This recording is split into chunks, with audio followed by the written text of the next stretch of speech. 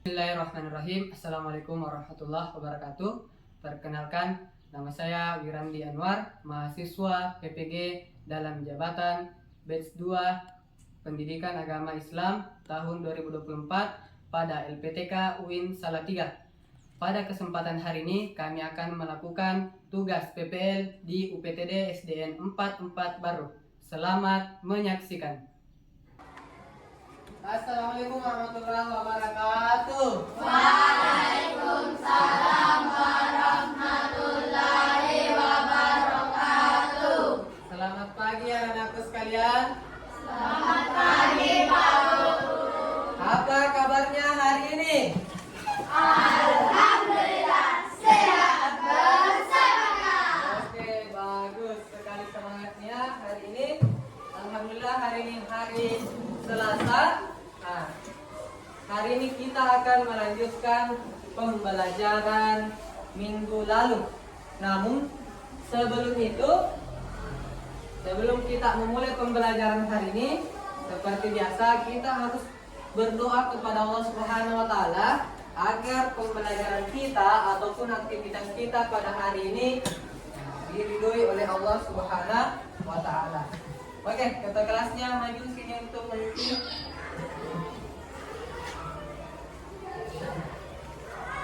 Oke, di sini silakan.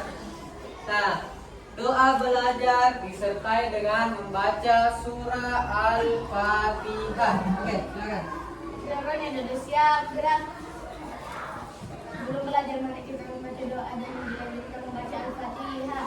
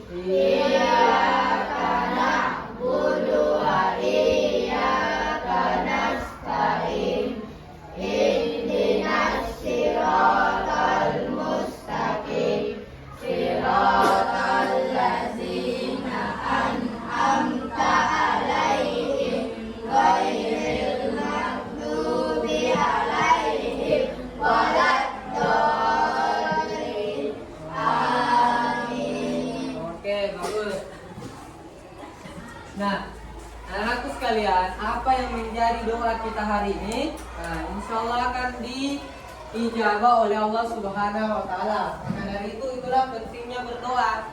Nah, apapun yang kita doakan, apapun yang kita mulai, sebaiknya diawali dengan doa dan insya Allah akan dijawab oleh Allah Subhanahu wa taala.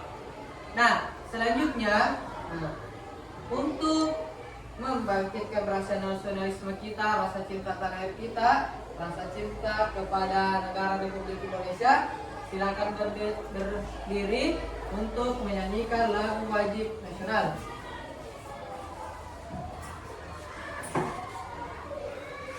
Oke, berdiri semuanya, silakan.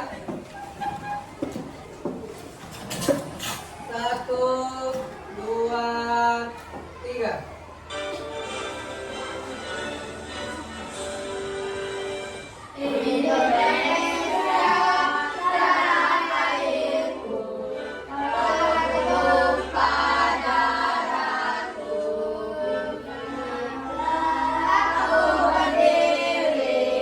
Jadi pandu ibu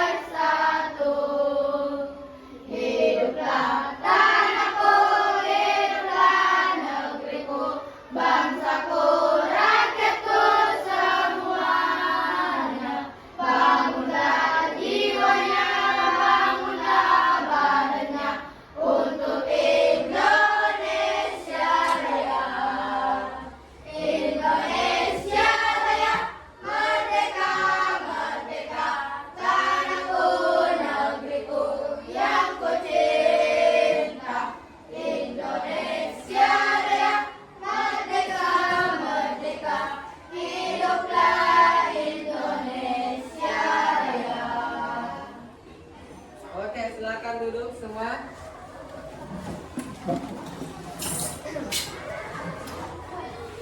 Nah, anak-anakku sekalian, hari ini kita akan masuk ke materi lepas materi minggu lalu. Sebelum itu kita tepuk semangat dulu untuk lebih bersemangat agar perhatian kita tetap fokus. Kita tepuk semangat dulu. 1, 2, 3. Tepuk semangat.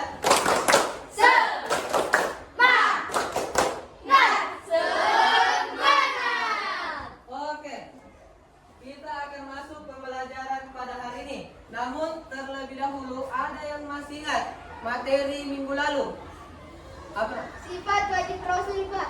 Oke, sifat wajib Rasul. Betul sekali. Jadi pada saat minggu lalu kita membahas tentang sifat wajib Rasul, di mana di dalamnya ada 4 sifat yang wajib kita ketahui dan wajib dimiliki oleh Rasul-Rasul Allah Subhanahu wa taala. Nah, pada hari ini kita akan belajar tentang beriman kepada Rasul Allah Subhanahu wa taala. Tujuan pembelajarannya apa? Melalui diskusi siswa dapat menyebutkan sifat-sifat mustahil Rasul dengan benar. Sebelum masuk ke pembelajaran kita pada hari ini, saya cek dulu kehadirannya. Latifah, Hadir, Pak. Ahmad Syakirin, Hadir, Pak. Andi Nur Syakila, Hadir, Pak. Aisyah, Hadir, Pak. Rara, Hadir, Pak. Nabila, Hadir, Pak. Fahri, Hadir, Pak. Sapra, Hadir, Pak. Aisyah. Hadir, Pak. Oke, berarti hadir semua ya. Nah, anakku sekalian tetap jaga kesehatan. Alhamdulillah semuanya hadir pada hari ini. Nah, sebelum kita masuk ke pembelajaran tentang sifat wajib dari Rasul, muncul sebuah pertanyaan. Pertanyaan yang seperti apa? Nah, kita lihat, apa itu sifat mustahil dari Rasul? Ada yang bisa jawab? Sifat Nabila ya nak? Sifat yang tidak boleh dimiliki oleh Rasul. Boleh. Sifat yang tidak boleh dimiliki oleh Rasul. Tepuk tangan untuk temannya dulu. Nah, bagus. Tapi untuk lebih jelasnya kita akan menonton video pembelajaran terkait sifat mustahil dari Rasul. Nah, perhatikan.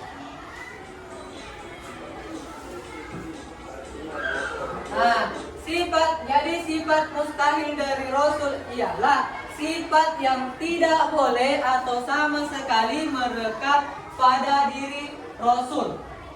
Jadi ke-25 Nabi dan Rasul itu tidak boleh memiliki salah satu dari 4 sifat mustahil Rasul. Ya, jadi sifat mustahil Rasul ini tidak boleh sama sekali dimiliki oleh yang namanya Nabi dan Rasul. Keempat sifat tersebut, yang pertama adalah kidzib atau bohong.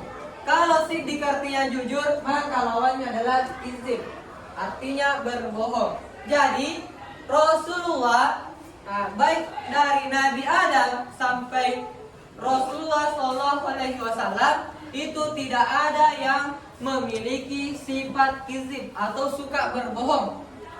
Karena pada dasarnya ajaran agama Islam itu adalah ajaran agama yang paling benar. Jadi kalau Rasul, dari sini bisa kita simpulkan bahwa kidzib itu artinya berbohong. Selanjutnya, perhatikan.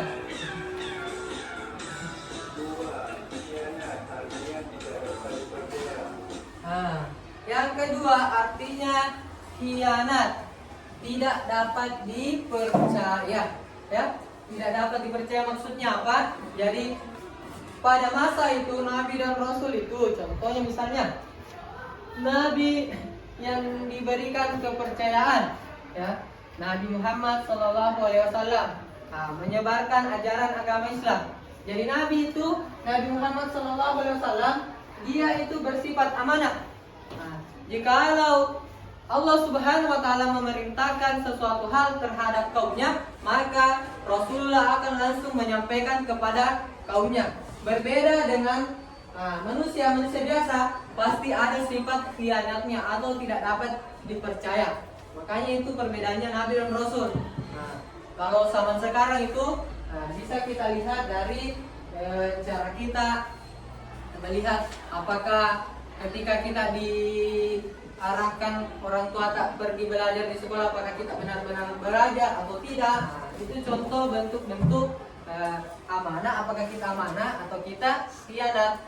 Apakah tersebut saking cerdasnya dia bilang ke hewan tersebut untuk melihat semua bangunannya. Kalau sudah kembali, nanti kami di sini teman-teman kita, baik itu hewan, iblis, jin dan lain-lain, akan mengkopi atau membuat kembali istana dari ratu tersebut.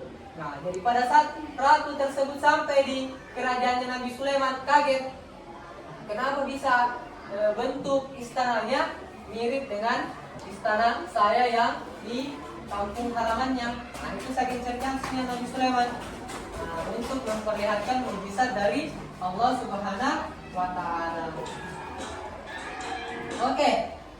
Sampai di sini ada yang ingin ditanyakan?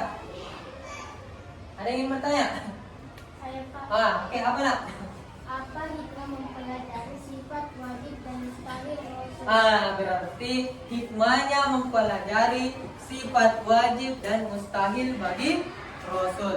Hikmahnya adalah ketika kita dalam proses pembelajarannya, kita ambil proses pembelajaran saja ya.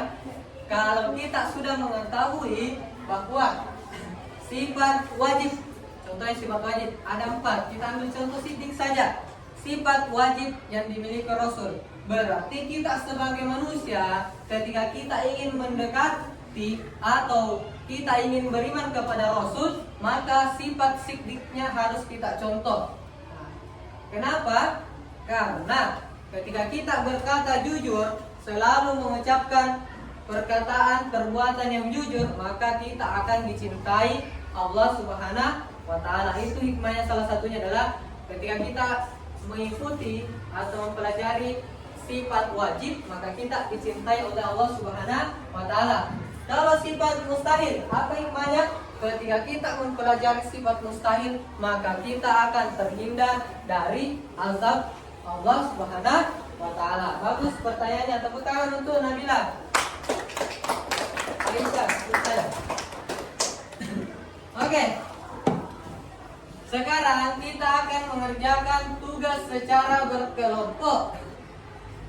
Tugasnya adalah, saya kemarin sudah mengarahkan anak-anakku sekalian untuk mempersiapkan satu media pembelajaran, yaitu HP.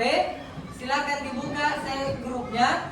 Nah, kita bagi per kelompok. Berarti di sini kelompok 1 ada 2 HP nah? Oh ada, oke. Kelompok 2 ada nih HP-nya. Oke, ada. Kelompok 3 ada? Oke, bagus kalau ada. Nah, tugasnya apa?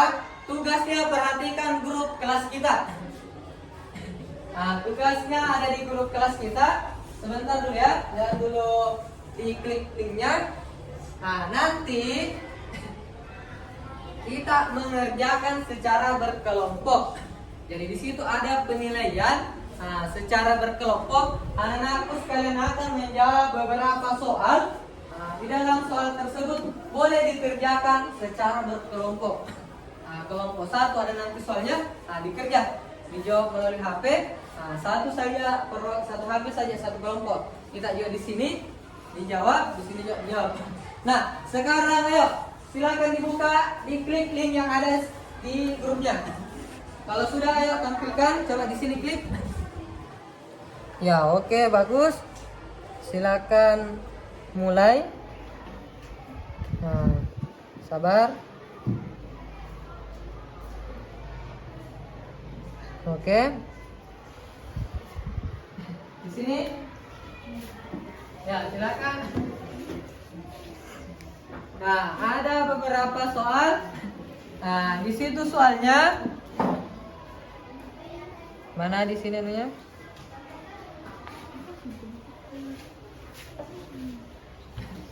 Sudah?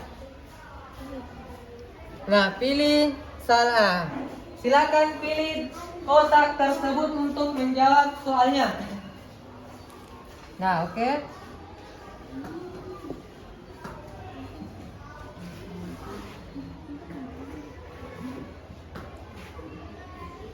Nah, oke. Silakan dipilih. Nanti akan muncul di akhir ini jawaban dari kelompok 1, ini jawaban dari kelompok 2. Silakan dipilih mulai dari nomor 1 dulu dijawab. Oke, 1. Klik. Silakan diklik. Pertanyaannya silakan dijawab. Silakan dijawab. Oke, silakan diklik mulai dari angka 1. Nah, oke. Jadi silakan dibaca soalnya dan dijawab. Jadi teracak ya. Teracak tugasnya kelompok 1, 2 dan 3 berbeda. Silakan dijawab. Nah, boleh. Waktunya 30 detik setiap pertanyaan.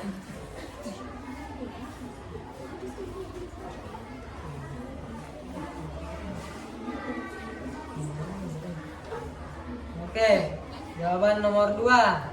Selanjutnya.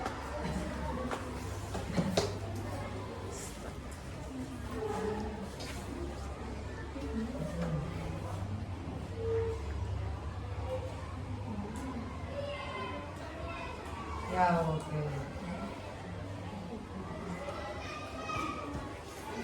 Nah, masukkan nama kelompoknya. Sudah? Ya, masukkan nama kelompoknya. Kelompok 1. Kelompok 1, kelompok 2, kelompok 3.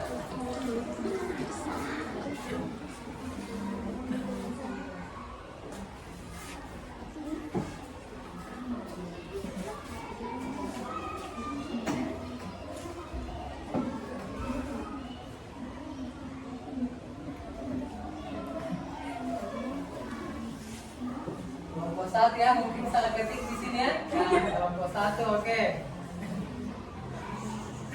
Siapa lagi? Nggak ada ya?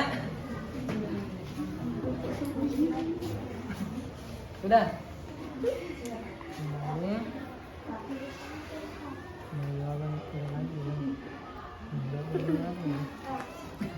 Sudah? Oke, bagus.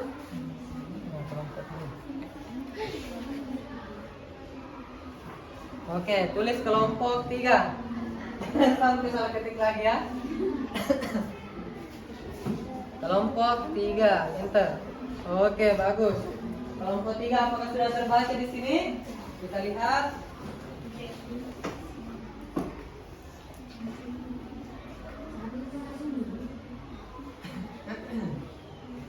Ya, kelompok 3 juga sudah terbaca.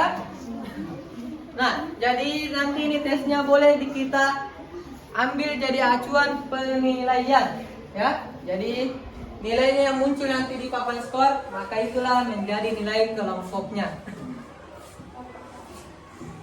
Oke. Nah, sisa kelompok terakhir. Nah, oke. Tulis nama kelompoknya. Nah, tulis nama kelompoknya, bagus. Nah, tulis nama kelompoknya papan teringkat. Oke, kelompok 2. Oke, bagus. Tepuk tangan untuk kita semua. Nah, kita lihat ya, sebelum kita melaksanakan tes akhir, kita lihat dulu hasil dari tugas kelompoknya. Oke, kelompok 1, 2, dan 3 mendapatkan poin benar semua, bagus. Jadi pembelajaran kita hari ini dikategorikan sukses. Nah, oke, bagus. Oke, bagus ya tugas kelompoknya. Di akhir nanti saya akan memberitahukan bagaimana proses penilaian kelompoknya. Terlebih dahulu, anak-anakku sekalian, sebagai tugas akhir evaluasi pembelajaran kita, silakan mengerjakan tugasnya, tugas secara individu. Jangan ada yang kerjasama, berbeda lagi ya, ingat, berbeda dengan tugas kelompok tadi. Jangan ada yang kerjasama dalam menjawab tugas. Sini. Ingat, jangan lupa tulis namanya. Tulis nama dan kelasnya. Tulis nama dan kelasnya. Silakan dikerjakan, waktunya 10 menit.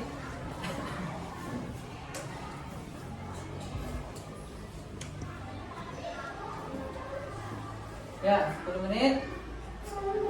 Namanya jangan lupa ditulis. Ya, oke, waktunya sudah selesai. Silakan dikumpulkan.